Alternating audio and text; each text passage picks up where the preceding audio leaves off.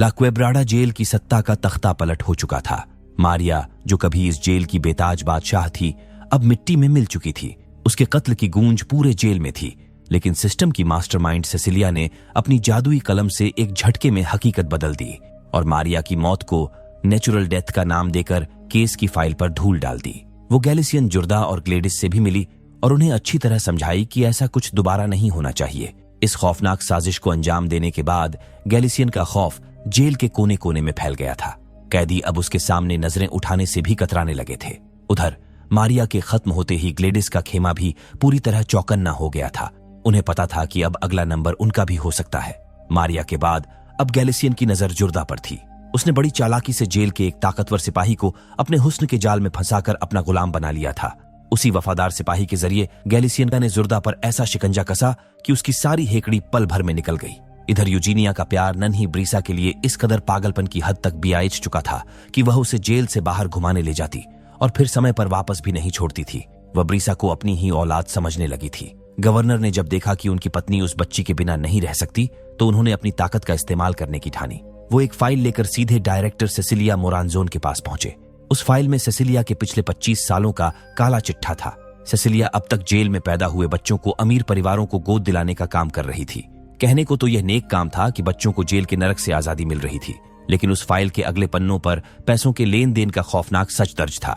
Governor ने साफ शब्दों में सेसिलिया को अल्टीमेटम दे दिया, या तो वह ब्रीसा को उन्हें गोद दिलवाए, चाहे इसके लिए उसे रूबियल के साथ कुछ भी करना पड़े डीढ़े, या फिर वो जेल जाने और अपनी पोल खुलने के लिए तैयार रहे। अब सेसिलिया के सामने मौत और जिंदगी का सवाल था।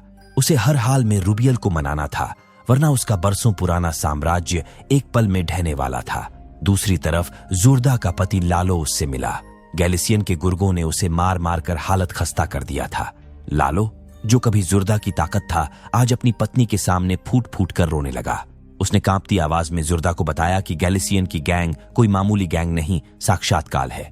उन्होंने उनका आलीशान घर, बैंक बैलेंस और बरसों की कमाई सब कुछ छीन लिया। अब अगर उन्हें अपनी जान सलामत रखनी है तो घुटने टेकने होंगे और अपना पूरा धंधा गैलिसियन के हवाले करना होगा। लेकिन जुर्दा फौलाद की बनी थी। उसने अपने पति की कमजोरी को फटकारा और साफ कह दिया कि जो उनका है वो उनका ही रहेगा। हम हार नहीं मानेंगे, बस लड़ने का तरीका बदलेंगे। उसने लालो को तुरंत अंडरग्राउंड होने का हुक्म देकर भेज दिया। उधर जेल के मदर सेल में अचानक अफरा तफरी मच गई। नोएलिया, जिसका रूबियल ने उसकी पूरी प्रेगनेंसी के दौरान एक बड़ी बहन की तरह ख्याल रखा था, आज उसे लेबर पेन शुरू हो गया। लेकिन अपनी संतान के आने की खुशी के बजाय नोएलिया के चेहरे पर खौफ था। वो रूबियल का हाथ पकड़कर उसे चुप रहने के लिए कहने लगी, ताकि किसी को उसके बच्चे के होने का पता न चले। तभी एल्बा खतरे को भांप मदद के लिए डॉक्टर को बुलाने दौड़ पड़ी। नोएलिया के डर की वजह बहुत ठोस थी।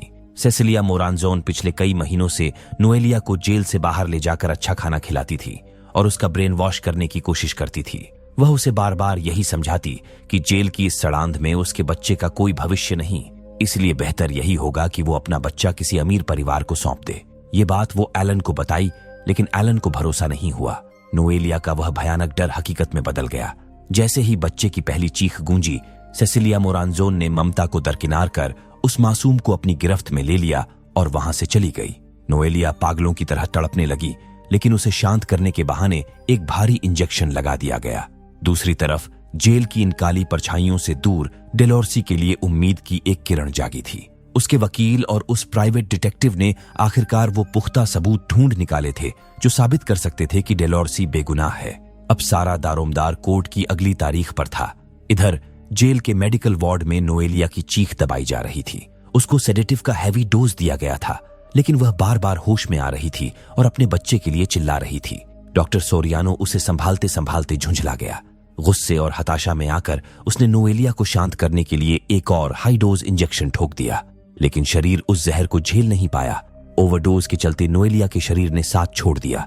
उसकी मौत ने सेसिलिया मोरानजोन की रातों की नींद उड़ा दी। 2 महीने के भीतर 2 गर्भवती महिलाओं की रहस्यमयी मौत होना कोई मामूली बात नहीं थी।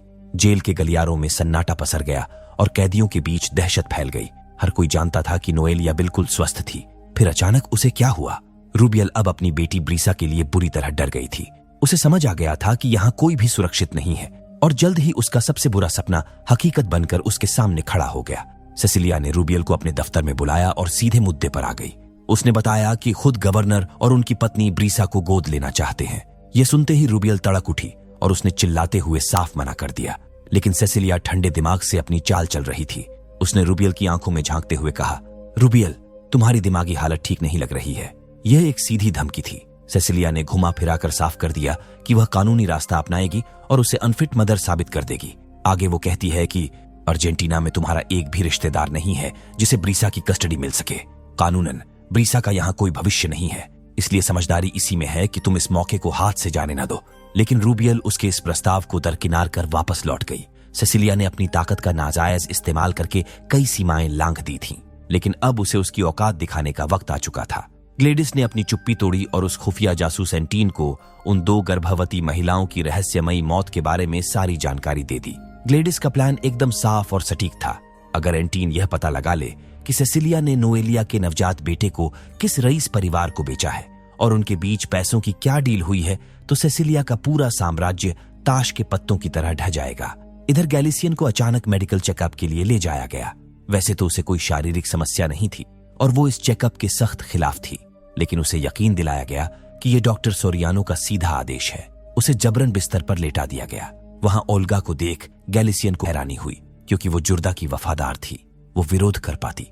उसे भारी नशा देकर बेहोश कर दिया गया। इधर जुर्दा ने मौके का फायदा उठाकर तुरंत सारा धंधा बंद करवा दिया। न रहेगा बांस, न बजेगी बांसुरी। इस चाल में रॉकी और ग्लेडिस भी उसके साथ थीं।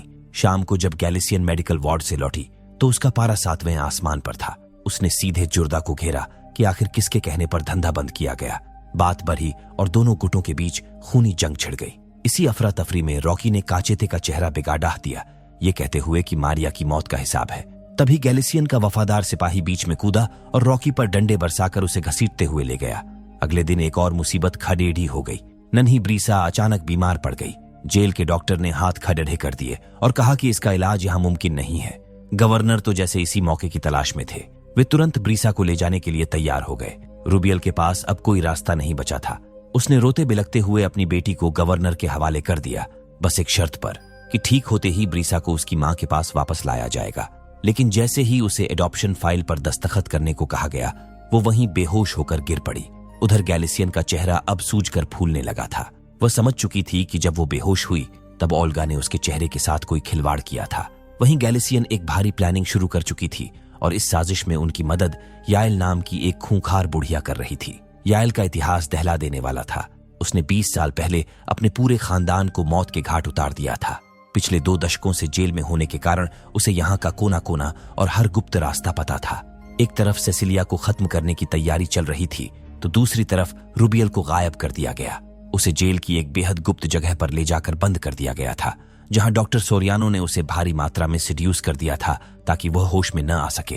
हालांकि उन्हें उसके दस्तखत भी लेने थे। ग्लेडिस और उसके गुर्गे पूरी तरह ताक लगाकर बैठे थे। जैसे ही सिपाहियों की नजरें उन पर से हटीं, वे यायल के बताए उस गुप्त रास्ते से होते हुए सीधे सेसिलिया के दफ्तर में घुस गईं। वहां फाइलों का ढेर लगा था और उन्हें जल्द से जल्द पैट्रिसिया और नोएलिया के केस के सबूत ढूंढने थे। अभी वे फाइलें खंगाल ही रही थीं कि अचानक एलन वहां आ धमका। इससे पहले कि वह अलार्म बजाता या सिपाहियों को बुलाता, ग्लेडिस ने पूरी सच्चाई उसके सामने रख दी। उसने एलन को समझाया कि पैट्रिसिया और नोएलिया की मौत कोई इत्तेफाक नहीं बल्कि सेसिलिया की एक गहरी साजिश थी। दूसरी तरफ गैलिसियन के गुर्गे ओल्गा को दबोचकर उसके सामने ले आए। गैलिसियन का चेहरा अब भी सूजा हुआ था और वह गुस्से में पागल हो रही थी। ओल्गा उसके पैरों में गिरकर गिड़गिड़ाने लगी कि उसके चेहरे के साथ छेड़छाड़ करने का आइडिया उसका नहीं था, लेकिन गैलिसियन का खून खौल रहा था। उसने ओल्गा की एक बात नहीं सुनी और बेरहमी से उसकी एक आंख छीन ली। गनीमत रही कि ओल्गा की जान बच गई, लेकिन इस खौफनाक हमले के बाद भी गैलिसियन का मन नहीं भरा। वो सीधे काचेते पर टूट पड़ी, क्योंकि काचेते के रहते उसका धंधा चौपट हो चुका था। ओल्गा ने उसे इतना मारा कि काचेते को हफ्ते भर के लिए अस्पताल पहुंचा दिया। दूसरी तरफ सेसिलिया ने अपना वादा पूरा किया और ब्रीसा के एडॉप्शन पेपर्स गवर्नर को सौंप दिए। गवर्नर को इस बात का अंदाजा भी नहीं था कि रूबियल को किस हाल में रखकर उसके दस्तखत लिए गए हैं, और सेसिलिया ने भी इस राज को राज ही रहने दिया। अगले दिन डेलोर्सी अपनी आजादी की उम्मीद लिए कोर्ट के लिए रवाना हो गई। वहीं जेल के भीतर ग्लेडिस पागलों की तरह रूबियल को ढूंढ रही थी। तभी पिकीटो ने उसे एक बड़ा सुराग दिया। उसने बताया कि उसने चर्च की उस बूढ़ी नन को एक गुप्त जगह पर खाना ले जाते हुए देखा है। सब जानते थे कि वह नन सेसिलिया की सबसे वफादार गुलाम है। पिकीटो और उस नन के बीच पुरानी दुश्मनी थी, जिसकी एक अजीब वजह भी थी। पिकीटो के पास कपड़े का बना एक पेट था जिसे वह प्यार से बूबी कहती थी और उसे हमेशा अपने सीने से लगाकर रखती थी। लेकिन अब बूबी कहीं खो गई थी और पिकिटो को पूरा यकीन था कि उसे उस नन ने ही चुराया है, क्योंकि वह अक्सर बूबी को देखकर चिढ़ती थी। कोर्ट में डेलोर्सी के वकील ने पूरी कहानी से पर्दा उठा दिया। उनके पास उस रात की सीसीटीवी फुटेज थी जब कत्ल हुआ था। वकील ने खुलासा किया कि डेलोर्सी का बॉयफ्रेंड और उसका छोटा भाई दोनों ही डेलोर्सी का इस्तेमाल कर रहे थे। इसी बात को लेकर दोनों भाइयों में खूनी झड़प हुई और छोटे भाई ने अपने ही बड़े भाई को मौत के घाट उतार दिया। ये सुनते ही कोर्ट रूम में सन्नाटा पसर गया। छोटे भाई ने तुरंत पैंतरा बदला और चिल्लाते हुए इसे झूठ करार दिया, क्योंकि फुटेज में ऐसा कुछ भी नहीं दिख रहा था। लेकिन डेलोर्सी के वकील के पास एक सीक्रेट वीडियो भी था जो घर के अंदर का था। वह वीडियो इतना संवेदनशील था कि उसे पब्लिकली नहीं दिखाया जा सकता था। मामले की गंभीरता को देखते हुए जज दोनों पक्षों के वकीलों को अपने प्राइवेट केबिन में ले गई ताकि उस वीडियो की सच्चाई को परखा जा सके। कहानी वापस एलन पर लौटती है जब उसे सेसिलिया मोरांजोन की असलियत का पता चला था। एलन को सेसिलिया मोरांजोन की फाइलों से अपनी ही असलियत का पता चला तो उसके पैरों तले जमीन खिसक गई। एलन के हाथ उसकी मां की पुरानी फाइल लगी, जिससे यह गहरा राज खुला कि जन्म के तुरंत बाद सेसिलिया ने एलन को अपनी नौकरानी को सौंप दिया था। इस सच ने एलन को अंदर तक झकझोर दिया। वह तुरंत घर पहुंचा और अपनी मां को गले लगाकर रोते हुए पूरी सच्चाई पूछी। उसकी मां अब और झूठ नहीं बोल सकी और उसने टूटते हुए कबूल कर लिया कि एलन उसकी सगी औलाद नहीं है, बल्कि उसने उसे अडॉप्ट किया था। ये सच्चाई एलन का गुस्सा और उसकी नफरत सेसिलिया के साम्राज्य को JIDH से उखाड़ दियाने के लिए काफी था। आखिरकार एंटाइन ने सेसिलिया के खिलाफ सारे सबूत इकट्ठा कर लिए थे। जेल के अंदर ये सारी बात ग्लेडिस उसे विस्तार से बता रही थी। सब कुछ जानने के बाद सेसिलिया भाग निकली, लेकिन उसे बाहर निकलते ही गिरफ्तार कर लिया गया। डॉक्टर सोरियानो भी पकड़ा गया। कोर्ट में लंबी बहस और सबूतों को परखने के बाद आखिरकार जज ने अपना फैसला सुना दिया। यह साबित हो गया कि डेलोर्सी बेगुनाह थी और असली कातिल उसके बॉयफ्रेंड का छोटा भाई ही था। डेलोर्सी बाइज्जत बरी कर दी गई और उसे जेल की सलाखों से आजादी मिल गई। वहीं जेल के भीतर चल रहे इस पूरे ऑपरेशन के सफल होने के बाद रूबियल को उसकी बेटी ब्रीसा वापस मिल गई। एंटीन ने ग्लेडिस की वफादारी और मदद को देखते हुए जज से उसकी रिहाई की सिफारिश की। जज इस शर्त पर मान गए कि ग्लेडिस को हाउस अरेस्ट पर रखा जाएगा, यानी वह अपने घर पर अपने नाती पोतों के साथ रह सकेगी। बस 2-3 दिन का वक्त और था, जिसके बाद ग्लेडिस हमेशा के लिए आजाद होने वाली थी। अगली सुबह एक और भावुक मोड़ आया। गवर्नर की पत्नी यूजेनिया खुद रूबियल से मिलने पहुंची। उन्होंने रूबियल को यकीन दिलाया कि वे उसकी मर्जी के बिना ब्रीसा को कभी नहीं ले जाती। उन्हें गवर्नर के काले कारनामों की कोई खबर नहीं थी। यूजेनिया ने यहां तक कह दिया कि वह अब गवर्नर से तलाक ले रही हैं। रूबियल ने ठंडे दिमाग से सोचा। उसे एहसास हुआ कि जेल की दीवारों के पीछे उसकी बेटी का कोई भविष्य नहीं है। एक मां के रूप में उसने सबसे बड़ा बलिदान दिया और अपनी बेटी ब्रीसा के बेहतर कल के लिए उसे हमेशा के लिए यूजेनिया को सौंप दिया। उधर जुर्दा ने भी अपना हिसाब चुकता कर लिया। उसने उस सिपाही से अपना बदला ले लिया जिसने उसकी गरिमा के साथ खिलवाड़ किया था। गैलिसियन को बात रास नहीं आई। उसने उस बुढ़िया नन के साथ मिलकर कुछ गुप्त साजिश रची। पिकिटो को पहले ही शक था कि वे दोनों खाने में जहर मिलाने वाले हैं, इसलिए उसने नन की जासूसी शुरू कर दी। लेकिन सच इससे भी ज्यादा खौफनाक निकला। पिकिटो ने देखा कि नन ने जेल की पूरी बिजली ही शॉर्ट कर दी। जैसे ही जेल की बिजली कटी, ग्लेडिस और उसके गिरोह पर घातक हमला हो गया।